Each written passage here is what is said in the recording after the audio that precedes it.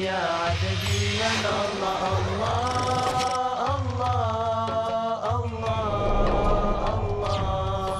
الله الله الله كلما ناديت ياه قال يا عبدي أنا الله كلما ناديت ياه قال يا عبدي أنا الله في ربيعنا أطلع کہ اجیب دعوت الداع اذا دعان، جہاں بھی مجھے کوئی پکارے، جب پکارے میں اس کی پکار سنتا ہوں۔ انہیں بھی چاہیے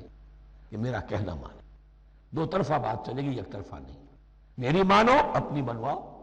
تم ہماری بات نہیں مانتے، پھر تمہاری دعا تمہارے منہ پر دے ماری جائے گی۔ کرتے رہو قنوت نازلہ 40 دن کے 80 دن پڑھتے رہو، حرمین میں پڑھتے رہو قنوت نازلہ، مکے میں پڑھو، مدینے میں پڑھو، پوری دنیا میں پڑھو۔ اللہ کو پیٹھ دکھائی ہوئی ہے، اس کے دین کو پاؤں تلے روندا ہوا ہے، اللہ کے باغیوں سے دوستی ہے۔ کسی نے قبلہ ماسکو کو بنایا تھا اور کسی نے واشنگٹن کو بنایا تھا۔ تمہاری دعائیں کیسے قبول ہوں؟ ہوتا کیا ہے، ہم سمجھتے ہیں دنیا میں تو بھاگ دوڑ کر رہے ہیں اور دین اجی ہمارے اندر تو استطاعت، دین کے کام کی صلاحیت ہی نہیں ہے۔ دنیا میں دیکھیں بڑے کامیاب پر کامیاب، یہ دین ہمارے اندر تو استطاعت نہیں ہے۔ استعداد اور استطاعت کے بغیر اور صلاحیت اور ذہانت کے بغیر دنیا میں بھی آپ کما نہیں سکتے، محنت نہیں کر سکتے۔ یہ دھوکہ اپنے آپ کو نہ دیجئے۔ یہ ہے جو کچھ کر سکتے ہو کیجئے، کھودیے اپنی شخصیت کو، کھود کر جو نکال سکتے ہو نکال دیجئے۔ ہاں آپ نکال سکیں گے اتنا ہی جتنا آپ کے اندر ودیت ہے، اور اللہ نے کس میں کیا ودیت کیا ہے وہ جانتا ہے۔ اس کا حساب لینا جو ہے، محاسبہ، وہ اس پر ہے کہ جو اس نے تمہیں دیا ہے۔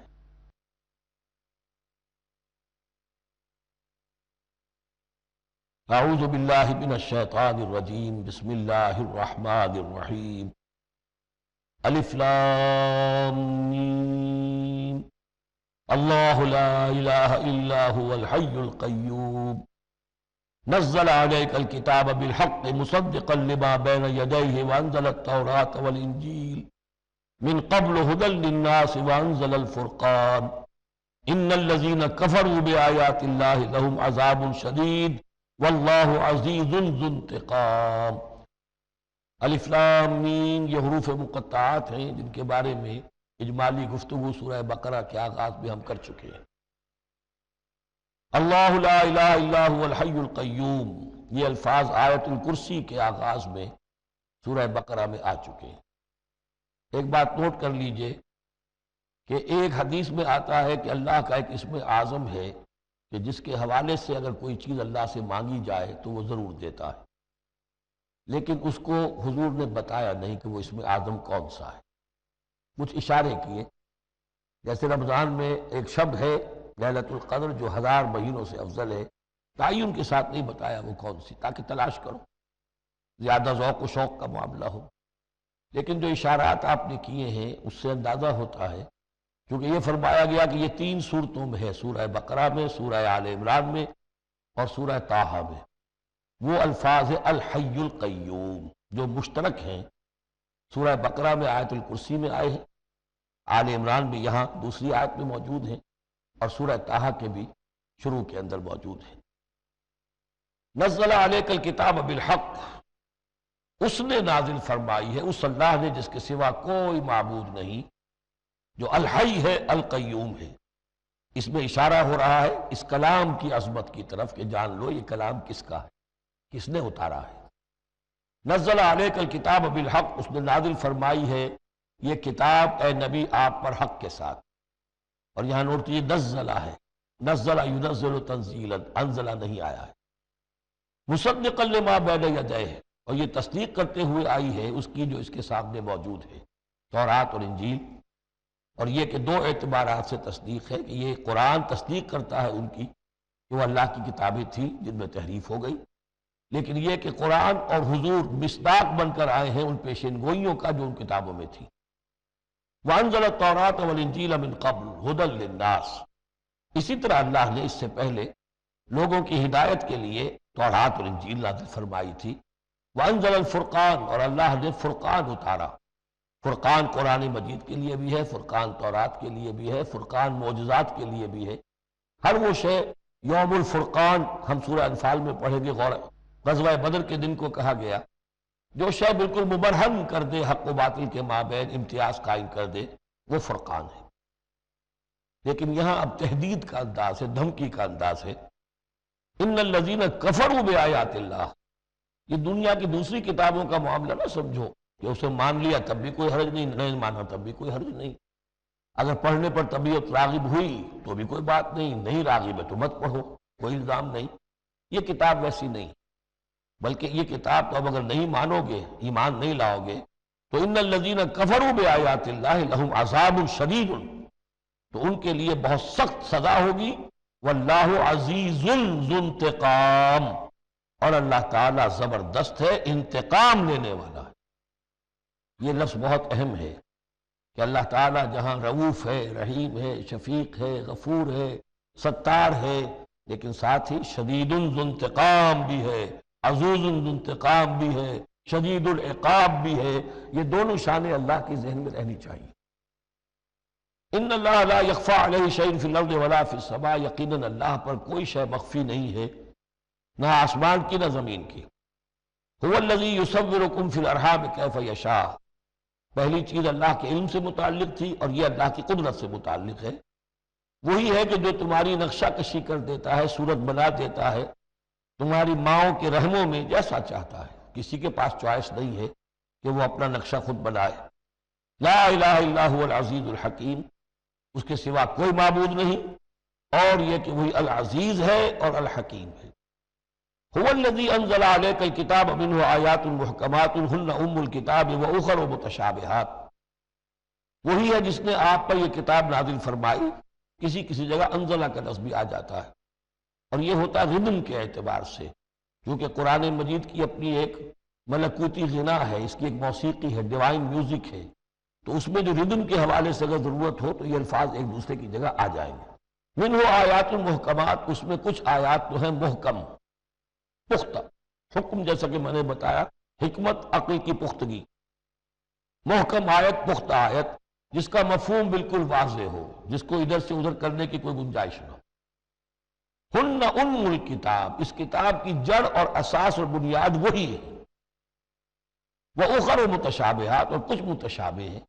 کہ جن کا حقیقی اور صحیح صحیح مفہوم معین کرنا بہت مشکل ہے، بلکہ عام حالات میں ناممکن ہے۔ یہ میں تفصیل سے تعارف قرآن کے ضمن میں عرض کر چکا ہوں۔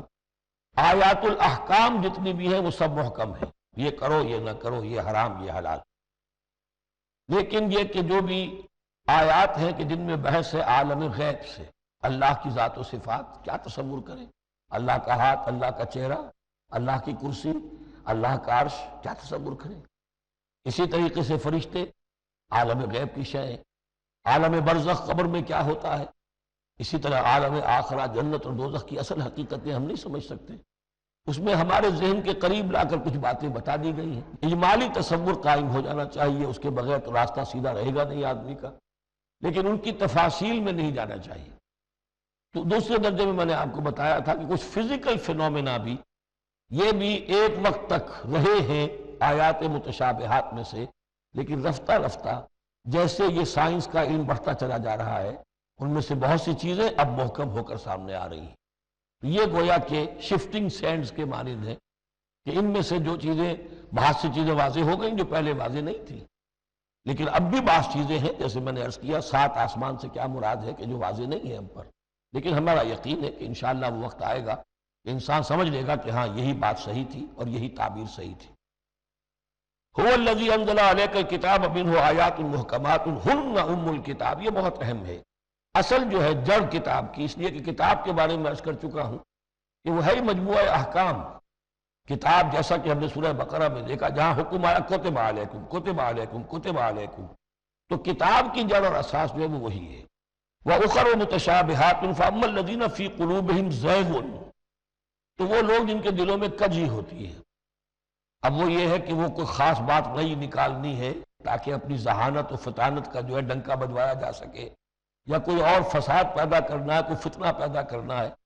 ذہن ٹیڑھا ہو چکا ہے، اب اس ٹیڑھے ذہن کے لیے کوئی دلیل چاہیے قرآن سے، اب وہ متشابہات کے چکر میں لگیں گے، ان کے پیچھے پڑیں گے کہ کہ کسی کے مفہوم کو میں اپنے من پسند مفہوم کی طرف موڑ سکوں۔ فَأَمَّا الَّذِينَ فِي قُلُوبِهِمْ زَيْغٌ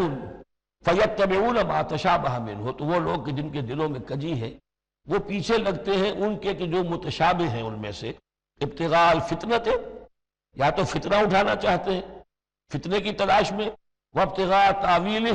اور تلاش کرنے کے لیے کہ اس کی اصل حقیقت، اصل منشا، اصل مراد کیا ہے۔ یعنی یہ بھی ہو سکتا ہے کسی کا علمی ذوق ہی ایسا ہو جائے،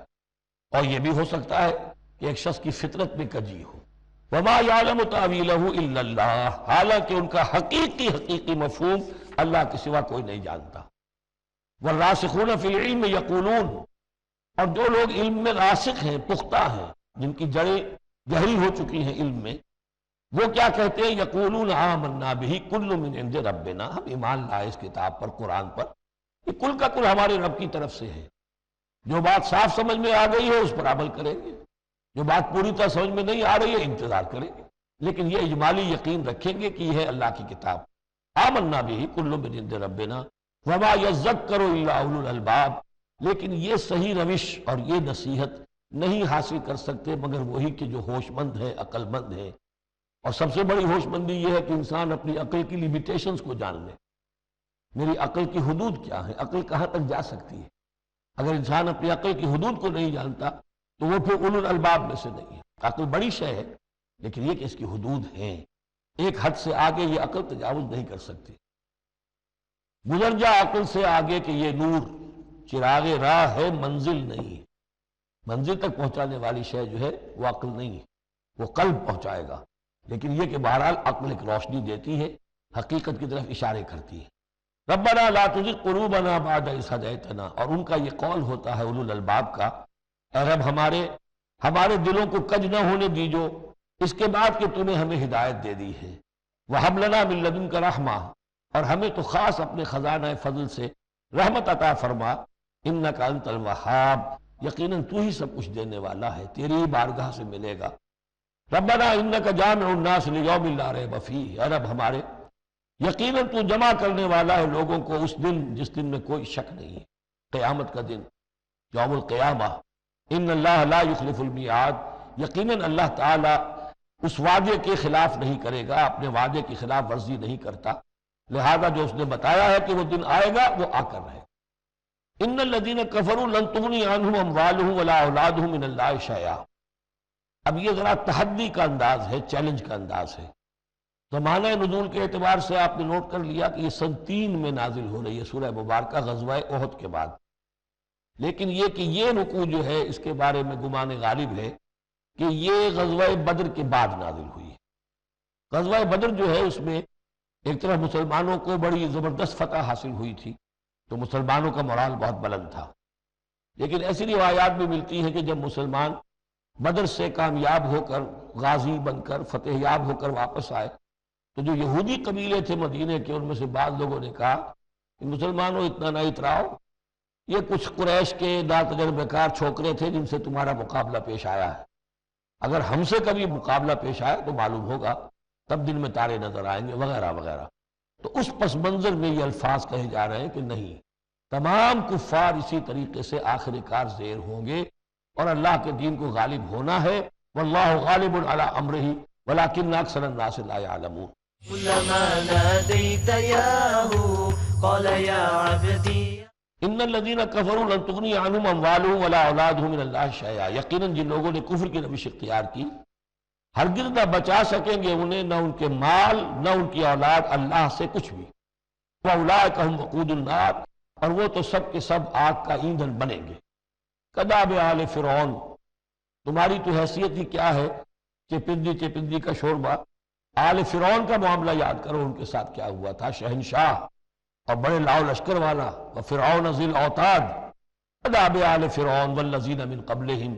اور اسی پر کیا اس سے پہلے ثمود اور عاد جیسی قومیں زبردست جو ہیں اسی جزیرہ نما عرب میں رہی ہیں، کذبوا بآیاتنا، انہوں نے بھی ہماری آیات کو جھٹلایا تھا، فاخذہم اللہ بذنوبہم، تو اللہ نے پکڑا ان کو گناہوں کی پاداش میں، واللہ شدید العقاب، اور اللہ سزا دینے میں بہت سخت ہے۔ قل للذین کفروا، اے نبی کہہ دیجئے ان لوگوں سے جو کفر کی روش اختیار کر رہے ہیں، ستغلبون وتحشرون الی جہنم، تم سب کے سب مغلوب ہو کر رہو گے، دنیا میں مغلوب ہوگے اور پھر جہنم کی طرف گھیر کر لے جائے جاؤ گے۔ وَبِئْسَ الْمِہَادُ، اور وہ بہت برا ٹھکانہ ہے۔ قَدْ كَانَ لَكُمْ آیَةٌ فِي فِئَتَيْنِ الْتَقَتَا، تمہارے لیے ایک نشانی آ چکی ہے ان دو گروہوں میں جو آپس میں جنہوں نے جنگ کی، یعنی بدر کی جنگ ہوئی، اس میں ایک طرف مسلمان تھے، ایک طرف مشرکین مکہ تھے، تمہارے لیے نشانی موجود ہے۔ قد کان لکم آیۃ فی فئتین التقطا، فئۃ تقاتل فی سبیل اللہ، اس میں سے ایک جماعت وہ تھی، ایک گروہ وہ تھا جو اللہ کی راہ میں جنگ کر رہا تھا، وأخری کافرۃ، اور دوسرا گروہ جو ہے وہ کافر تھا۔ یرونہم مثلیہم رأی العین، وہ دیکھ رہے تھے اپنی آنکھوں سے کہ ان سے دگنے ہیں۔ اب اس کے کئی معنی کیے گئے ہیں، ایک یہ بھی ہے کہ مسلمانوں کو تو کھلا نظر آ رہا تھا کہ ہم سے دگنی فوج ہے، بلکہ 3 گنی تھی۔ یہ بعض روایات میں ایسا بھی آتا ہے کہ اللہ تعالیٰ نے کفار پہ ایسا روب طاری کر دیا تھا غزوہ بدر میں کہ انہیں نظر یہ آ رہا تھا کہ مسلمان ہم سے دگنے ہیں۔ واللہ یؤید بنصرہ من یشاء، اور اللہ تائید فرماتا ہے اپنی نصرت سے جس کی چاہتا ہے۔ ان فی ذلک لعبرۃ، اس میں یقیناً ایک عبرت ہے، سبق آموزی ہے، لأولی الابصار، لیکن یہ عبرت اور سبق آموزی صرف ان کے لیے ہوتی ہے کہ جو آنکھیں رکھتے ہوں، جن کے اندر جو ہے دیکھنے کی صلاحیت موجود ہو۔ اب یہ آج بڑی اہم آ رہی ہے فطرت انسانی کے اعتبار سے۔ ظاہر بات ہے کہ چونکہ یہاں خاص طور پر میں نے عرض کیا تھا کہ یہود کی طرف ایک جو ہے وہ ایک روح سخن موجود ہے اہل کتاب کی طرف، اور اس واقعے کے اندر تو خاص طور پر جن لوگوں کے اندر کہ یہ دنیا کی محبت زیادہ شدید ہوتی ہے، تو اس کا ایک اثر بتا رہے ہیں کہ یہ واقعتاً اللہ نے فطرت انسانی میں رکھی ہے، اس لیے کہ یہ دنیا جو ہے اسے اللہ نے چلانا ہے، اس کی رونقیں رکھنی ہے جب تک اس کی مرضی ہے، قیامت تک تو اسے آباد رکھنا ہے۔ اولاد پیدا ہوگی تو دنیا قائم رہے گی، نسل چلے گی، مرد اور عورت کی ایک دوسرے کے ساتھ کشش ہوگی تو اولاد پیدا ہوگی، اور یہ تمام چیزیں جو ہیں دولت کی کوئی طلب ہوگی تو آدمی محنت کرے گا، مشقت کرے گا، کمائے گا۔ تو اس لیے یہ چیزیں فطرت انسانی میں ہیں، یہ بیسک اینیمل انسٹنکٹس ہیں۔ بس ضرورت اس بات کی ہوتی ہے کہ انسٹنکٹس کو دبا کر رکھا جائے، اللہ کی محبت، اللہ کی شریعت کو اس سے بالا تر رکھا جائے، بس یہ نہیں ہے کہ ان کو ختم کر دیا جائے۔ سیلف اینیہیلیشن اسلام میں نہیں ہے، یہ رہبانیت ہے کہ اپنے نفس کو کچل دو، ختم کر دو، نہیں، سیلف کنٹرول، اپنے آپ کو کنٹرول میں رکھو۔ یہ منہ زور گھوڑا ہے نفس انسانی کا، لیکن جتنا طاقتور گھوڑا ہوگا اتنا ہی آپ کے لیے تیز دوڑنا جو ہے وہ آسان ہوگا، لیکن جتنا منہ زور اور طاقتور گھوڑا ہے اتنا ہی اسے قابو میں رکھنے کی ضرورت بھی ہے، ورنہ اگر اس کے رحم و کرم پر سوار آ گیا تو جہاں چاہے گا پٹخنی دے دے گا۔ تو اس اعتبار سے سیلف کنٹرول ہو، گھوڑا پورا قابو میں ہو۔ البتہ یہ ہے کہ سیلف کو، اپنے نفس کو، اس کو کچل ڈالنا، سیلف اینیہیلیشن، یہ اسلام میں نہیں۔ زین للناس حب الشہوات من النساء، مزین کر دی گئی ہے لوگوں کے لیے ایک تو محبت جو ہے شہوت کی محبت خواتین کے بارے میں۔ حضور نے بھی فرمایا ہے صلی اللہ علیہ وسلم، ما ترکت بعدی فتنۃ اضر علی الرجال من النساء، میرے بعد اب مردوں کے لیے عورتوں کے فتنے سے بڑا فتنہ اور کوئی نہیں ہے۔ ان کی محبت جو ہے وہ انسان کو کہاں سے کہاں لے جاتی ہے۔ بلعام بن باورا یہود کے اندر ایک بہت بڑا عالم اور فاضل شخص تھا، ایک عورت کے چکر میں آ کر اور وہ شیطان کا پیرو بن گیا۔ وہ قصہ آئے گا سورہ اعراف کے اندر۔ تو واقعہ یہ ہے، لیکن ایک فطرت کے اندر ہے تو صحیح، محبت تو ہے۔ زین للناس حب الشہوات من النساء والبنین، اور بیٹے انسان کو بہت پسند ہے، بیٹے ہوں، اس کا نام چلتا رہے، بڑھاپے کا سہارا بنے۔ والقناطیر المقنطرۃ من الذهب والفضہ، اور یہ کہ خزانے ہوں جمع کیے ہوئے سونے کے اور چاندی کے۔ والخیل المسومۃ، اور گھوڑے ہوں بڑے نسل والے گھوڑے جو ہیں جن پر کے نشان لگے ہوئے ہوتے ہیں، پیڈگری ہوتی ہے ان کی۔ والانعام، اور مویشی ہوں۔ والانعام والحرث، اور کھیتی۔ ذالک متاع الحیات الدنیا، بس جو نقطہ اعتدال ہے وہ یہ ہے کہ جان لو یہ ساری چیزیں اس دنیا کی زندگی کا ساز و سامان ہے، اس زندگی کے لیے ضروریات کی حد تک ان سے فائدہ اٹھانا، اس میں کوئی بری بات نہیں، لیکن واللہ عندہ حسن المآب، لیکن اللہ کے پاس ہے اچھا لوٹنا۔ وہ جو ہے جو اللہ کے پاس ہے اس کے مقابلے میں یہ کچھ بھی نہیں۔ اگر یہ ایمان بالآخرہ ہے تو پھر تو انسان ان تمام چیزوں کو، اپنے تمام جذبات و میلانات کو ایک حد کے اندر رکھے گا، اس سے آگے نہیں آنے دے گا۔ لیکن اگر ان میں سے کوئی ایک شے بھی اتنی زوردار ہو گئی اس کی محبت کہ آپ کے دل کے اوپر اس کا قبضہ ہو گیا، تو بس آپ گئے، اب وہی ند ہے، وہی اب آپ کا معبود ہے، چاہے وہ دولت ہو، چاہے وہ کوئی اور شے ہو، وہ اب آپ کا معبود بن جائے گی۔ قُلْ أَنَبِّئُكُمْ بِخَيْرٍ مِّن ذَلِكُمْ، ان سے کہیے کہ کیا میں تمہیں بتاؤں کہ ان تمام چیزوں سے بہتر شے کون سی ہے؟ لِلَّذِينَ اتَّقَوْا عِندَ رَبِّهِمْ جَنَّاتٌ تَجْرِي مِن تَحْتِهَا الْأَنْهَارُ خَالِدِينَ فِيهَا، وہ لوگ کہ جو اپنے رب کا تقوی اختیار کرتے رہے۔ تقوی یہی ہے کہ اپنے نفس کا بھی حق ہے دو، اِنَّ لِنَفْسِكَ عَلَيْكَ حَقًّا، لیکن ناجائز راستے سے نہیں۔ تمہارے پیٹ کا بھی حق ہے، اس کا ادا کرو، لیکن عقل حلال سے۔ تمہاری اولاد کا تم پر حق ہے، اِنَّ لِنَفْسِكَ عَلَيْكَ حَقًّا وَإِنَّ لِزَوْجِكَ عَلَيْكَ حَقًّا وَإِنَّ لِزَوْرِكَ عَلَيْكَ حَقًّا، تمہارے ملاقاتی آتے ہیں ان کا بھی تم پر حق ہے، وہ حقوق ادا کرو، لیکن اللہ سے اوپر کسی حق کو فائق نہ کر دینا، بس یہ ہے اصل بات۔ اگر تو یہ اگر حفظ مراتب نہ کنی زندگی، اگر یہ حفظ مراتب نہیں ہوگا تو گویا کہ اب آپ گئے، دین اور دنیا سب گئی۔ تو للذین اتقوا عند ربہم جنات، ان کے لیے ایسے باغات ہیں تجری من تحتہا الانہار، جن کے دامن میں ندیاں بہتی ہوں گی، خالدین فیہا، اس میں وہ ہمیشہ رہیں گے، وازواج مطہرۃ، اور بڑی ہی پاک عورتیں ہوں گی، ورضوان من اللہ، اور اللہ کی رضوان ہوگی، اللہ کی رضا ہوگی جو سب سے بڑی شے ہے، واللہ بصیر بالعباد، اور یقیناً اللہ تعالیٰ اپنے بندوں کو دیکھ رہا ہے۔ الذین، وہ کون سے بندے ہیں اس کے خاص؟ الذین یقولون ربنا اننا آمنا، جو یہ کہتے رہتے ہیں پروردگار ہم ایمان لے آئے، فاغفر لنا، بس ہمیں بخش دے، ذنوبنا، ہمارے گناہ، وقنا عذاب النار، اور ہمیں آگ کے عذاب سے بچائیو۔ اب ان کی بدح میں الفاظ استعمال ہو رہے، یہ کون لوگ ہیں جو یہ دعا کرتے ہیں؟ ان کے یہ اوصاف ہیں، اور اس میں گویا کہ تلقین ہے، اگر اللہ سے یہ دعا کرنا چاہتے ہو کہ اللہ تمہیں تمہارے گناہ بخش دے اور تمہیں جہنم کے عذاب سے بچائے، تو یہ اوصاف اپنے اندر پیدا کرو۔ الصابرین والصادقین والقانتین والمنفقین والمستغفرین بالاسحار، صبر کرنے والے اور راست باز، راست بازی میں راست گوئی بھی ہے، راست کردار بھی ہے، عمل بھی آپ کا صحت پر ہو، درستی پر ہو، اور قول بھی صحیح اور درست ہو۔ والقانتین، فرما بردار،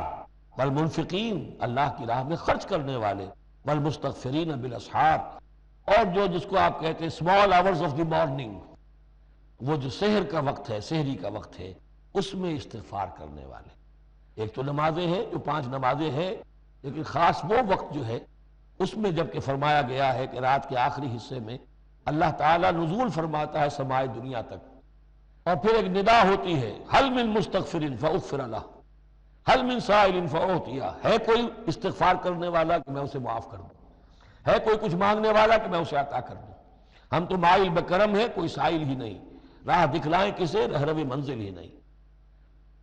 شہد اللہ انہ لا الہ الا ہوا والملائکۃ واولو العلم قائما بالقسط،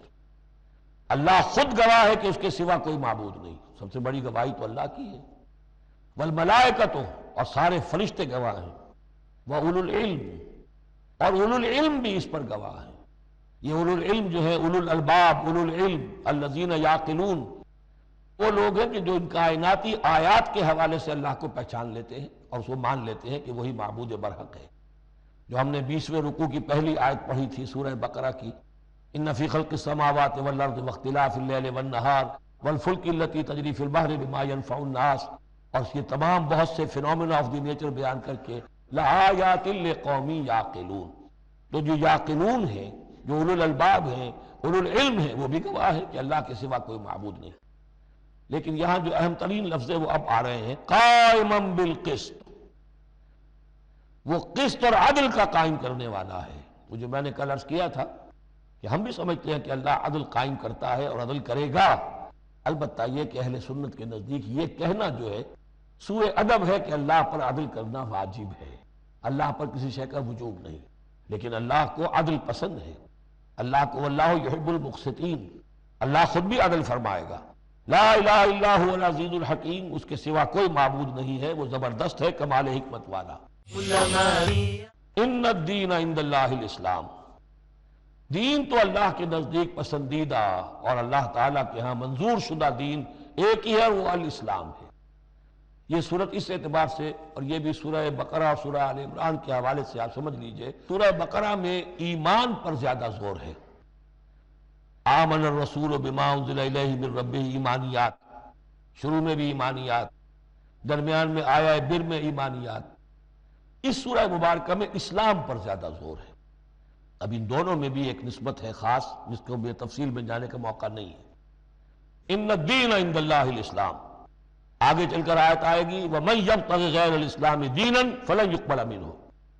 اگر کوئی شخص اسلام کے سوا کسی دین کو قبول کرے گا وہ اس کی جانب اللہ کے ہاں منظور نہیں ہوگا۔ وَمَا اخْتَلَفَ الَّذِينَ أُوتُوا الْكِتَابَ إِلَّا مِن بَعْدِ مَا جَاءَهُمُ الْعِلْمُ بَغْيًا بَيْنَهُمْ، اور جن لوگوں نے اختلاف کیا ہے، یہ پگڈنڈیاں نکالی ہیں، غلط راستوں پر مڑ گئے ہیں، تو یہ اس کے بعد کہ ان کے پاس علم آ چکا تھا، اور اصل سبب بغیم بینہم، ضدم ضدہ، دی ارتھ ٹو ڈومینیٹ۔ ومن یکفر بآیات اللہ، اور جو کوئی اللہ کی آیات کا انکار کرتا ہے، فإن اللہ سریع الحساب، تو اللہ تعالیٰ کو حساب لیتے دیر نہیں لگے گی، وہ بڑی تیزی کے ساتھ حساب لے لے گا۔ فإن حاجوک، پھر اے نبی اگر یہ آپ سے محاجہ کرتے ہیں، حجت بازی کرتے ہیں، دلیل بازی کرتے ہیں، مناظرے کرتے ہیں، فقل، تو آپ تو آخری بات کہہ دیجئے دو ٹوک، فقل اسلمت وجہی للہ ومن اتبعنی، دیکھو بھائی میں نے تو اپنا چہرہ اللہ کے سامنے جھکا دیا ہے، اور انہوں نے بھی جو میرا اتباع کر رہے ہیں، ہم نے ایک راستہ اختیار کر لیا، لکم دینکم ولی دین، ہمارا یہ راستہ، تم جانا چاہتے ہو جاؤ، جس پگڈنڈی پر مڑنا چاہتے ہو چلے جاؤ، جس کھائی میں گرنا چاہتے ہو جاؤ، دفع ہو جاؤ۔ فقل اسلمت وجہی للہ ومن اتبعنی وقل للذین اوتوا الکتاب والامیین، اور اے نبی کہہ دیجئے ان دونوں سے، ان سے بھی کہ جنہیں کتاب دی گئی تھی پہلے، یعنی یہود اور نصارہ، والامیین، اور ان سے بھی کہہ دیجئے کہ جو مشرکین عرب ہیں ابھی بقی عرب میں، اسلمتم، تم بھی اسلام لاتے ہو یا نہیں، تابع ہوتے ہو کہ نہیں، اللہ کے سپرد اپنے آپ کو کرتے ہو کہ نہیں، فَإِنْ أَسْلَمُوا فَقَدِ اهْتَدَوْا، اگر وہ بھی اسی طریقے سے اسلام لے آئیں تو ہدایت پر ہو جائیں گے۔ وَإِن تَوَلَّوْا فَإِنَّمَا عَلَيْكَ الْبَلَاغُ، پھر اگر وہ رخ پھیر لیں، منہ موڑ لیں، اے نبی آپ پر کوئی ذمہ داری نہیں ہے سوائے پہنچا دینے کی، آپ کے ذمہ ہے پہنچا دینا، آپ نے ہمارا پیغام پہنچا دیا، ہماری دعوت ان تک پہنچا دی، ہماری آیات انہیں پڑھ کر سنا دی، اب آگے چوائس ان کا ہے، آپ پر ذمہ داری نہیں ہے کہ یہ لوگ ایمان کیوں نہیں لائے۔ وَلَا تُسْأَلُوا عَنْ أَصْحَابِ الْجَحِيمِ، یہ سورہ بقرہ میں ہم پڑھائے ہیں۔ وَاللَّهُ بَصِيرٌ بِالْعِبَادِ، باقی اللہ تعالیٰ اپنے بندوں کو دیکھ رہا ہے، وہ ان سے حساب کتاب کر لے گا، وہ معاملہ اس کا ان سے نبٹ لے گا، آپ کے ذمہ جو فرض تھا آپ اس فرض کو ادا کرتے رہیے۔ ان الذین یکفرون بآیات اللہ ویقتلون النبیین بغیر حق، یقیناً وہ لوگ کہ جو اللہ کی آیات کا کفر کرتے ہیں اور انبیاء کو قتل کرتے رہے ہیں ناحق، ویقتلون الذین یامرون بالقسط من الناس، اور قتل کرتے رہے ہیں یا قتل کرتے ہیں ان لوگوں کو انسانوں میں سے جو عدل کا حکم دیتے ہیں، اس لیے کہ انصاف کی بات تو پسند نہیں ہوتی کسی کو، سچی بات الحق مر، تو بہت سے مواقع پر ایسا ہوتا ہے کہ حق گوئی کی پاداش میں کوئی حق گو انسان جو ہے اسے اپنی جان سے ہاتھ دھونے پڑتے ہیں، تو یہاں پھر دیکھیے قسط کا معاملہ آیا ہے، عدل، اللہ قائم بالقسط ہے، اور اللہ کے محبوب بندے وہی ہیں کہ جو انبیاء کے علاوہ وہ لوگ کہ جو عدل کا حکم دیں، انصاف کا ڈنکا بجانے کی کوشش کریں، تو فرمایا وَيَقْتُلُونَ الَّذِينَ يَأْمُرُونَ بِالْقِسْطِ مِنَ النَّاسِ، تو ایسے لوگ جو کہ ایسے لوگوں کو قتل کریں، فَبَشِّرْهُمْ بِعَذَابٍ أَلِيمٍ، تو اے نبی انہیں بشارت سنا دیجئے دردناک عذاب کی، اس میں ایک طنز ہے، بشارت، عذاب کی بشارت، یہ طنزیہ کلام ہے۔ أُولَٰئِكَ الَّذِينَ حَبِطَتْ أَعْمَالُهُمْ فِي الدُّنْيَا وَالْآخِرَةِ، یہ وہ لوگ ہیں کہ جن کے تمام اعمال دنیا اور آخرت میں حبط ہو گئے۔ قریش کو یہ زوم تھا کہ ہم خادم کعبہ ہیں، اور ہمارے پاس جو ہے یہ لوگ آتے ہیں، حج کرتے ہیں، ہم ان کی دعوت کرتے ہیں، کھانا کھلاتے ہیں، پانی پلاتے ہیں، سقایا ہے، ہماری اتنی خدمتیں ہیں، اللہ تعالیٰ کے ہاں جو ہے ہمیں بہرحال ان خدمتوں کے حساب میں ہمیں بخش دیا جائے گا۔ فرمایا وہ سارے اعمال حبط ہو جائیں گے اگر وہ شکل نہیں ہے، اگر تو صحیح صحیح پورے دین کو اختیار کرو گے تو ٹھیک ہے، ورنہ یہ کہ اولئک الذین حبطت اعمالہم فی الدنیا والآخرہ، بڑے سے بڑے چیریٹی کے کام کیے ہوں، چیریٹیبل انسٹیٹیوشنز قائم کر دی ہوں، کوئی حیثیت نہیں رکھتی اللہ کے نگاہ میں، وما لہم من ناصرین، اور ان کا پھر کوئی مددگار نہیں ہوگا۔ الم تر الی الذین اوتوا نصیبا من الکتاب، کیا تم نے غور نہیں کیا ان لوگوں کی حالت پر جنہیں کتاب کا ایک حصہ دیا گیا تھا؟ اوتو مجہول کا صیغہ، یہ جیسا کہ میں نے عرض کیا جہاں کوئی مذمت کا پہلو ہوتا ہے تو اس میں یہ مجہول کا صیغہ آتا ہے، جنہیں کتاب کا ایک حصہ دیا گیا تھا، یدعون الی کتاب اللہ لیحکم بینہم، اب انہیں بلایا جاتا ہے اللہ کی کتاب کی طرف کہ وہ ان کے مابین فیصلہ کرے، ثم یتولی فریق منہم وہم معرضون، پھر ان میں سے ایک گروہ جو ہے پیٹھ موڑ لیتا ہے اعراض کرتے ہوئے، یعنی یہ کہ مانتے بھی ہیں کتاب کو لیکن اس کے فیصلے کو تسلیم کرنے کے لیے تیار نہیں ہے۔ ذالک بانہم قالوا لن تمسنا النار الا ایاما معدودات، یہ مضمون آ چکا ہے سورہ بقرہ میں۔ یہ کیوں ڈھٹائی ہو رہی ہے؟ یہ مانتے بھی ہیں اور پھر عمل نہیں کر رہے۔ انہیں بتایا جاتا تم اس کتاب پر ایمان رکھتے، اس میں یہ لکھا ہے یہ سود حرام ہے، کیا کر رہے ہو، یہ شے حرام ہے، کس کام میں لگے ہوئے ہو؟ لیکن نہیں، کیوں اڑ جاتا ہے انسان؟ اس کی تشخیص کر دی۔ ذالک بانہم قالوا، یہ اس وجہ سے ہے کہ انہوں نے یہ عقیدہ گھڑ لیا ہے کہ لن تمسنا النار الا ایاما معدودات، ہمیں تو چھو ہی نہیں سکتی آگ جہنم کی مگر گنتی کے چند دن۔ جب یہ عقیدہ ہے تو پھر کاہے کو انسان دنیا کا نقصان برداشت کرے؟ بابر میں عیش کوش کے عالم دوبارہ نیست، حلال سے حرام سے جائز سے ناجائز سے جو بھی عیش حاصل کیا جا سکتا کرنا چاہیے، بخش تو دیا ہی جانا ہے۔ یہ عقیدہ ہے کہ جو در حقیقت ایمان بالآخرت کی نفی کر دیتا ہے۔ وَغَرَّهُمْ فِي دِينِهِمْ مَا كَانُوا يَفْتَرُونَ، اور انہیں دھوکے میں مبتلا کر دیا ہے، ان چیزوں نے دین کے معاملے میں دھوکے میں ڈال دیا جو انہوں نے افترا کر لی، گھڑ لیے۔ اللہ نے تو کوئی ضمانت نہیں دی تھی، نہ لاؤ تورات لاؤ انجیل لاؤ، کہیں ضمانت نہیں ہے، یہ تو تمہارا من گھڑت عقیدہ ہے، اور اسی کی وجہ سے دین کے اندر تم اب بد دین یا بے دین ہو گئے ہو۔ فَكَيْفَ إِذَا جَمَعْنَاهُمْ لِيَوْمٍ لَا رَيْبَ فِيهِ، تو کیا حال ہوگا اس دن؟ اس وقت تو یہ بڑھ چڑھ کر باتیں بنا رہے ہیں، زبان درازیاں کر رہے ہیں، کیا ہوگا اس دن جب کہ ہم انہیں جمع کریں گے لِيَوْمٍ لَا رَيْبَ فِيهِ، اس دن جس دن کے بارے میں کوئی شک نہیں، وَوُفِّيَتْ كُلُّ نَفْسٍ مَا كَسَبَتْ، اور پھر ہر ذی نفس کو، ہر جان کو، ہر انسان کو پورا پورا دے دیا جائے گا جو کچھ اس نے کمائی کی ہوگی، وَهُمْ لَا يُظْلَمُونَ، اور ان پر کوئی زیادتی نہیں ہوگی۔ اب اس کے بعد پھر ایک بڑی عظیم دعا آ رہی ہے۔ اس سورہ مبارکہ میں دعائیں بہت ہیں، یہ بھی بہت عظیم دعا ہے، اور یہ تو باقاعدہ تلقین کر کے کہا گیا ہے۔ کہیں تو ایسا ہوتا ہے لوگ ایسے دعا کرتے ہیں، یا ہے قل اللہم مالک الملک، کہو اے اللہ جو تمام بادشاہت کا مالک ہے، مالک الملک ہے، کل ملک اس کے اختیار میں ہے، تؤتی الملک من تشاء، تو حکومت اور اختیار دیتا ہے جس کو چاہتا ہے، وتنزع الملک ممن تشاء، اور سلطنت چھین لیتا ہے جس سے چاہتا ہے، وتعز من تشاء، اور تو عزت دیتا ہے جس کو چاہتا ہے، وتذل من تشاء، اور تو ذلیل کر دیتا ہے جس کو چاہے، بیدک الخیر، تیرے ہاتھ میں سب خوبی ہے۔ اس کے دونوں معنی ہیں، کل خیر، خوبی تیرے ہاتھ میں ہے، دوسرے کہ تیرے ہاتھ میں خیر ہی خیر ہے۔ بسا اوقات انسان جسے اپنے لیے شر سمجھ بیٹھتا ہے وہ بھی اس کے لیے خیر ہوتا ہے۔ عسیٰ ان تحبوا شیئا وہو شر لکم وعسیٰ ان تکرہوا شیئا وہو خیر لکم، انک علی کل شیء قدیر، یقیناً تو ہر چیز پر قادر ہے۔ تولج اللیل فی النہار، تو رات کو لے آتا ہے دن میں پرو کر، وتولج النہار فی اللیل، اور پھر دن کو نکال لاتا ہے رات میں سے پرو کر، وتخرج الحی من المیت،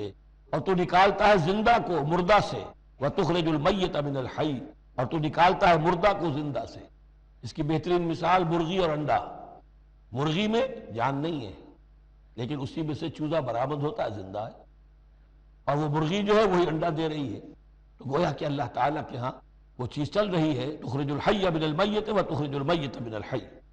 وترزق من تشاء بغیر حساب، اور تو دیتا ہے جس کو چاہتا ہے بے حد و حساب۔ لا يتخذ المؤمنون الکافرین اولیاء من دون المؤمنین، اہل ایمان نہ بنائیں اپنے دوست کافروں کو، اولیاء ایسا دوست جو قلبی دوست ہو، جو رازدار بھی ہو جاتے ہیں، پشت پناہ بھی ایک دوسرے کے سمجھے جاتے ہیں، یہ تعلق کفار کے ساتھ اختیار کرنے کی اجازت نہیں ہے۔ ایک اچھا رویہ ہو، ظاہری مدارات ہوں، آپ ان سے اچھے کلچر طریقے پر بات کریں، تہذیب کے ساتھ، یہ اور بات ہے، لیکن دلی محبت، قلبی رشتہ، جذباتی تعلق، ان کی ایک ایسے باہمی مدد کا ایک رشتہ قائم کر لینا، پشت پناہ ہونے کا رشتہ بنا لینا، اس کی اجازت نہیں ہے۔ لا يتخذ المؤمنون الکافرین اولیاء من دون المؤمنین، اہل ایمان کو چھوڑ کر ان کے ساتھ یہ رشتہ قائم کرنا اللہ کو پسند نہیں۔ ومن یفعل ذلک فلیس من اللہ فی شیء، اور جو کوئی بھی یہ حرکت کرے گا پھر اس کا اللہ کے ہاں کوئی مقام نہیں ہوگا، کوئی رشتہ اللہ کا پھر اس کے ساتھ نہیں رہے گا۔ اللہ کے دشمنوں کے ساتھ تمہاری دوستی ہے تو ظاہر بات ہے کہ پھر اللہ کے ساتھ تمہارا کوئی تعلق نہیں رہا۔ الا ان تتقوا منہم تقا، سوائے یہ کہ تم ان سے بچاؤ کرنا چاہو، بچاؤ کے لیے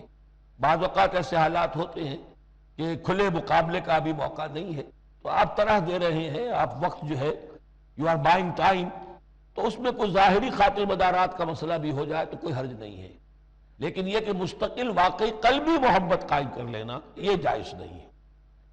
ویسے یہ کہ اسی پھر آیت کے اسی الفاظ کو ہمارے ہاں اہل تشیع نے تقیہ کی جڑ بنا دیا ہے،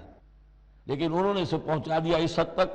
کہ جھوٹ بھی بولو، اپنے عقائد بھی چھپا لو، اور اس کے لیے دلیل یہاں سے لاتے ہیں۔ لیکن یہ بالکل ایک دوسری شکل ہے،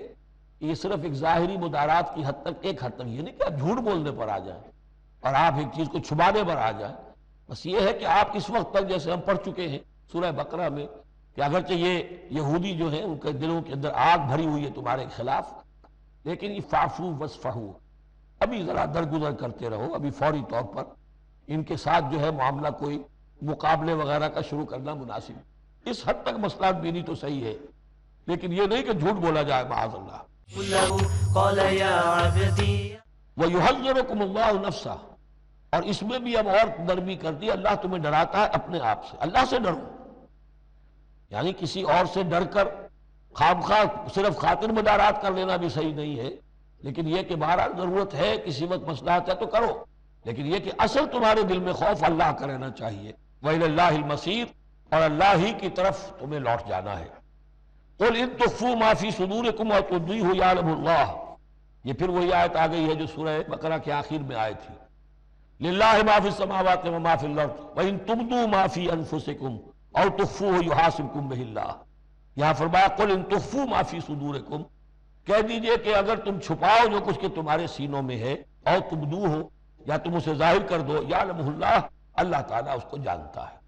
تمہارے ظاہر کرنے چھپانے سے اللہ سے کوئی تعلق نہیں ہے، ایک دوسرے سے چھپا سکتے ہو، ظاہر کر سکتے ہو، اللہ سے نہیں۔ وَيَعْلَمُ مَا فِي السَّمَاوَاتِ وَمَا فِي الْأَرْضِ، اور وہ جانتا ہے جو کچھ کے آسمانوں میں اور زمین میں ہے۔ وَاللَّهُ عَلَىٰ كُلِّ شَيْءٍ قَدِيرٌ، اور اللہ تعالیٰ ہر چیز پر قادر ہے۔ يَوْمَ تَجِدُ كُلُّ نَفْسٍ مَّا عَمِلَتْ مِنْ خَيْرٍ مُحْضَرًا، اس دن کا تصور کرو جس دن ہر جان، ہر نفس موجود پائے گا، حاضر کیا ہوا پائے گا ہر وہ عمل جو اس نے کیا ہوگا۔ فَمَن يَعْمَلْ مِثْقَالَ ذَرَّةٍ خَيْرًا يَرَهُ وَمَن يَعْمَلْ مِثْقَالَ ذَرَّةٍ شَرًّا يَرَهُ يَوْمَ تَجِدُ كُلُّ نَفْسٍ مَّا عَمِلَتْ مِنْ خَيْرٍ مُحْضَرًا وَمَا عَمِلَتْ مِنْ سُوءٍ، جو نیکی کی ہوگی اسے بھی موجود پائے گا، اور جو بڑی کمائی ہوگی وہ بھی موجود پائے گا۔ تود لو ان بینہا وبینہ امدا بعیدا، اور ہر جان یہ چاہے گی، ہر انسان یہ چاہے گا کہ کاش میرے اور میرے اعمال نامے کے درمیان بڑا فاصلہ آ جائے، میں اسے دیکھوں بھی نہ، میری نگاہ بھی اس پر نہ پڑے۔ وَيُحَذِّرُكُمُ اللَّهُ نَفْسَهُ، اور اللہ ڈرا رہا ہے تمہیں اپنے آپ سے، یعنی تقویٰ رکھنا ہے تو اس کا کرو، ڈرنا ہے تو اس سے ڈرو، خوف کھانا ہے تو اس سے کھاؤ۔ وَاللَّهُ رَءُوفٌ بِالْعِبَادِ، اور اللہ تعالیٰ اپنے بندوں کے حق میں بہت شفیق ہے، یعنی یہ وارننگ سے اسی لیے دے رہا ہے کہ تمہاری عاقبت برباد نہ ہو، بار بار سمجھا رہا ہے۔ قُلْ إِن كُنتُمْ تُحِبُّونَ اللَّهَ، یہ آیت بہت معروف بھی ہے، مسلمانوں کو پسند بھی ہے، ہمارے ہاں جو وعظ ہوتے ہیں، تقاریر ہوتی ہیں تو اس کے اندر بہت کثرت سے کوٹ ہوتی ہے۔ قُلْ إِن كُنتُمْ تُحِبُّونَ اللَّهَ فَاتَّبِعُونِي يُحْبِبْكُمُ اللَّهُ، اے نبی کہہ دیجئے کہ اگر تم لوگ چاہتے ہو کہ اللہ سے محبت کرو، اگر تم اللہ سے محبت کرتے ہو فَاتَّبِعُونِي، تو میری پیروی کرو، میرا اتباع کرو۔ یحببکم اللہ، اللہ تم سے محبت کرے گا، وَيَغْفِرْ لَكُمْ ذُنُوبَكُمْ، اور تمہارے گناہ بخش دے گا، وَاللَّهُ غَفُورٌ الرحیم، اور اللہ غفور الرحیم ہے۔ قُلْ اطیعوا اللہ والرسول، کہہ دیجئے اطاعت کرو اللہ کی اور اس کے رسول کی، فَإِن تَوَلَّوْا فَإِنَّ اللَّهَ لَا يُحِبُّ الْكَافِرِينَ، اور اگر وہ پیٹھ موڑ لیں تو اللہ کو ایسے کافر پسند نہیں ہے۔ یہ دو آیتیں اس اعتبار سے بڑی اہم ہیں کہ اس میں رسول کے لیے دو الفاظ آئے ہیں، اطاعت اور اتباع۔ اطاعت اگر نہیں ہے تو کفر ہو گیا، اطاعت تو لازم ہے، لیکن اطاعت کس چیز میں ہوتی ہے؟ جو حکم دیا ہے یہ کرو، آپ کو کرنا ہے۔ اتباع اس سے اوپر کی شے ہے، انسان خود تلاش کرے حضور کیا کرتے تھے، اور چاہے آپ نے نہیں فرمایا کہ یہ کرو لیکن آپ ان کی پیروی کر رہے ہیں، یہ گویا کہ دائرہ وسیع ہو گیا۔ جس سے محبت ہوتی ہے اس کا انسان جو ہے اس کی ہر طرح سے اس کے ساتھ ایک مناسبت پیدا کرنا چاہتا ہے، کیسا لباس اس کا ہے ویسا ہی لباس اپنا بنائے، کیا چیزیں اس کو پسند ہیں کھانے میں وہی چیزیں خود بھی کھائے اور پسند کرے۔ تو یہ چیزیں جس کا حکم نہیں ہے، جیسے کہ ایک صحابی کا واقعہ آتا ہے کہ وہ ایک مرتبہ آئے اور انہوں نے اس وقت یہ دیکھا، ایک ہی مرتبہ آئے ہوں گے کہیں باہر سے بدو صحابی، کہ حضور کے کرتے کے بٹن لگے ہوئے نہیں تھے۔ انہوں نے ساری عمر پھر اپنے کرتے کے بٹن نہیں لگائے، حضور نے حکم تو نہیں دیا تھا، دیکھا یہ کہ محمد اس شان میں تھے اس وقت، تو پھر اس کے بعد اسی کو لازم کر لیا۔ اس اتباع میں یہ بات بھی آ جائے گی کہ اگرچہ دین کے کچھ تقاضے ایسے ہیں کہ جس درجے میں محمد الرسول اللہ صلی اللہ علیہ وسلم نے ان کو پورا کیا، اس درجے میں پورا کرنا کسی انسان کے بس میں نہیں ہے، پھر بھی اس کی کوشش کرتے رہنا یہ اتباع کا تقاضا ہے۔ مثلا حضور نے کوئی مکان نہیں بنایا، حضور نے کوئی جائیداد نہیں بنائی، حضور نے جیسے ہی وحی کا آغاز ہوا کوئی دنیاوی کام نہیں کیا، کوئی تجارت نہیں کی، ایک ایک لمحہ اپنی توانائی کی ایک ایک رمق وہ لگا دی کس کام کے لیے؟ اللہ کے دین کی دعوت اور اللہ کے دین کی اقامت، اس کو قائم کرنے کے لیے۔ اب سب کے لیے تو اس مقام تک تو پہنچنا مشکل ہے، لیکن یہ کہ آئیڈیل یہ رہے، اسی کی طرف انسان چلنے کی کوشش کرتا رہے، میکسیمم جتنا بھی اپنا وقت فارغ کرے، اپنے وسائل فارغ کرے اور لگائے اس کام کے اندر، تو اتباع کا جو ہے کم سے کم تقاضا اس وقت پورا ہوگا۔ ہاں جو حکم دے دیا گیا یہ حلال ہے، یہ حرام ہے، یہ فرض ہے، یہ واجب ہے، اس کا تو اگر معاملہ اس کی پیروی نہیں ہو رہی تو پھر تو وہ کفر ہے، لیکن اتباع اگر آپ کر رہے ہیں تو اتباع جو ہے وہ پھر اللہ کا محبوب بن جانا ہے۔ اگر تم اللہ سے محبت کرتے ہو تو میرا اتباع کرو، میری پیروی کرو، دیکھو میں کیا کر رہا ہوں، میرے کیا شب و روز ہیں، کن کاموں میں میری توانائیاں لگ رہی ہیں، کیا دلچسپیاں ہیں میری دنیا کے اندر، ان چیزوں کے اندر تم میری پیروی کرو۔ فاتبعونی یحببکم اللہ، تم اللہ کے محب نہیں محبوب بن جاؤ گے۔ واللہ غفور الرحیم، اور اللہ غفور الرحیم ہے۔ باقی دوسرا درجہ جو نچلا ہے، قل اطیعوا اللہ والرسول، اطاعت تو اللہ اور اس کے رسول کی کرنی ہی کرنی ہے۔ فإن تولوا، اور اگر اس اطاعت سے بھی موڑے، فإن اللہ لا يحب الکافرین، تو اللہ کو ایسے کافر تو پسند نہیں ہے، کیونکہ پھر اطاعت رسول کا انکار تو کفر ہو گیا۔ یہاں وہ پہلا حصہ جو ہے نصف اول کا ثلث اول، یعنی نصف اول جو ہے سورہ مبارکہ کا میں نے عرض کیا تھا کہ اس میں پہلی آیات 32 ہیں، جنرل ہیں، تمہیدی ہیں، دین کے بڑے جو گہرے اصول ہیں وہ ہیں، دعائیں تلقین کی گئی ہیں، محکمات اور متشابہات کا فرق واضح کیا گیا ہے۔ لیکن اب دوسرے حصے میں سارا خطاب جو ہے وہ براہ راست عیسائیوں سے ہے، اور انہیں بتانا یہ ہے کہ حضرت عیسیٰ کو جو تم نے معبود بنا لیا، یا تو تثلیث کی شکل دے دی ٹرینٹی، یا گاڈ انکارنیٹ بنا دیا۔ تثلیثیں بھی دو طرح کی رہی ہیں، اللہ بھی اور مریم بھی اور عیسیٰ بھی، اور دوسری تثلیث جو ہے جو اب دنیا میں عام ہے وہ ہے اللہ اور روح القدس اور حضرت عیسیٰ۔ تو یہ جو تثلیثیں تم نے ایجاد کر لی ان کی کوئی بنیاد نہیں ہے، یہ تمہاری کج روی ہے، تم نے غلط شکل اختیار کی ہے۔ عیسیٰ علیہ السلام بہت برگزیدہ پیغمبر تھے، ہاں ان کی ولادت معجزانہ طریقے پر ہوئی ہے، لیکن اگر ان کی ولادت معجزانہ طریقے پر ہوئی ہے تو ان سے متصلاً قبل یحییٰ کی جو ولادت ہوئی ہے وہ بھی معجزانہ ہوئی ہے، وہ بھی کوئی کم معجزہ نہیں تھا۔ تو معجزہ، اور پھر آدم کی جو ولادت ہوئی ہے، آدم کو جو پیدا کیا اللہ نے، تو ظاہر بات ہے کہ وہ اپنی جگہ پر جہاں سے نسل انسانی کا آغاز ہوا، تو یہی بات اگر دلیل ہو جائے الوہیت کی تو یہ تو پھر آدم کو بھی الہ مانو اور یحییٰ کو بھی الہ مانو، تو ساری بحث اس پر ہو رہی ہے۔ ان اللہ اصطفیٰ آدم و نوحا وآل ابراہیم وآل عمران علی العالمین، یقیناً اللہ نے چن لیا آدم کو اور نوح کو اور آل ابراہیم کو اور آل عمران کو تمام جہان والوں پر، تمام جہانوں پر نہیں، تمام جہان والوں پر۔ حضرت آدم علیہ السلام کا بھی استفاء ہوا ہے، تو وہ بھی سلیکٹڈ تھے۔ استفاء کے معنی ہوتا ہے کسی میں سے چن لینا، بہرحال ایک عام معنی بھی ہو جاتے ہیں، پسند کر لینے کے معنی بھی ہو سکتے ہیں۔ ان اللہ اصطفیٰ آدم و نوحا، اور پھر نوح کو پسند کیا، آل ابراہیم، ابراہیم کے گھر کو، ان کے خاندان کو، وآل عمران، عمران جو ہے بنی اسرائیل کی تاریخ میں دو عظیم شخصیتوں کے نام ہیں، ایک تو حضرت موسیٰ کے والد کا نام بھی عمران تھا، اور ایک حضرت مریم کے والد کا نام بھی عمران تھا۔ حضرت عیسیٰ کے نانا عمران ہوئے اور حضرت موسیٰ کے والد عمران تھے۔ یہاں پہ غالباً حضرت موسیٰ کے والد مراد ہیں، لیکن چونکہ آگے سارا معاملہ حضرت مریم کا آ رہا ہے تو شاید عین ممکن ہے کہ یہاں پر اشارہ ان کے نانا کی طرف ہو۔ ذریۃ بعضھا من بعض، اور یہ سب جو ہے ایک دوسرے کی نسل سے ہیں، ایک دوسرے کی اولاد سے ہیں۔ نوح حضرت آدم کی اولاد سے ہیں، ابراہیم حضرت نوح کی اولاد سے ہیں، پھر ان کے پورا خاندان بنی اسماعیل بنی اسرائیل یہ ان کی اولاد میں سے ہیں۔ واللہ سمیع علیم، اللہ سمیع اور علیم ہے۔ اس قالت امرأۃ عمران رب انی نذرت لک ما فی بطنی محررا فتقبل منی۔ اب یہ جو عمران کی بیوی ہیں یعنی حضرت مریم کی والدہ، یہ بہت نیک عورت تھی، بہت ہی متقی، نیک، زاہد۔ ان کو حمل ہوا تو انہوں نے پروردگار سے ایک منت مانی، نظر مانی، رب انی نذرت لک ما فی بطنی،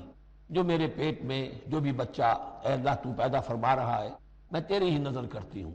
یعنی دنیاوی کوئی ذمہ داریوں کا بوجھ اس پر نہیں ہم ڈالیں گے، اور ہیکل کی خدمت کے لیے، دین کی خدمت کے لیے، تورات کی خدمت کے لیے اس کو وقف کر دیں گے، ہم اپنا بھی کوئی بوجھ ان پر نہیں ڈالیں گے، اس توقع میں کہ اللہ بیٹا عطا کرے گا۔ محررن کے مطلب ہے اسے آزاد کر دیں گے، تحریر آزاد کر دینا، حر سے، کہ کوئی ذمہ داری اس پر نہیں ہوگی، اسے ہم خالص کر دیں گے تیرے دین کی خدمت کے لیے اور ہیکل کی خدمت کے لیے۔ فتقبل منی، تو اے اللہ میری اس نظر کو تو قبول فرما لے، شرف قبول عطا فرما۔ انک انت السمیع العلیم، یقیناً تو سب کچھ سننے والا اور سب کچھ جاننے والا ہے۔ فلما وضعتها قالت رب انی وضعتها انثی، اب جب وضع حمل ہوا تو پھر اس نے کہا اے اللہ یہ تو میں ایک بیٹی جن گئی ہوں، یعنی میری تو یہاں بیٹی ہو گئی ہے، میں تو امید میں تھی کہ بیٹا آئے گا تو اس کو جو ہے میں وقف کر دوں گی۔ اس وقت تک ہیکل کے خادموں میں کسی خاتون کو، لڑکی کو قبول نہیں کیا جاتا تھا۔ واللہ عالم بما وضعت، اللہ فرما رہا ہے کہ اللہ بہتر جانتا تھا کہ کیا اس نے جنا ہے، اسے کیا پتا کیسی بیٹی جنی ہے۔ وَلَيْسَ الذَّكَرُ كَالْأُنثىٰ، کوئی بیٹا ایسا ہو ہی نہیں سکتا جیسی بیٹی تمہیں دی ہے۔ وَإِنِّي سَمَّيْتُهَا مریم، اور وہی اب ان کا کلام شروع ہوا ان کی والدہ کا مریم کی، میں نے اس کا نام مریم رکھا ہے۔ وَإِنِّي أُعِيذُهَا بِكَ، اور اے اللہ میں اسے تیری پناہ میں دیتی ہوں، وَذُرِّيَّتَهَا، اور جو بھی اس کی اولاد ہو، نسل ہو، اس کو بھی تیری پناہ میں دیتی ہوں، من الشیطان الرجیم، مردود شیطان کے حملے سے، کہ اللہ ان کو، مریم کو بھی اور اس کی آنے والی اولاد کو بھی تو بہت ہی اپنی حفاظت میں رکھیو، شیطان سے بچائیو۔ اللہ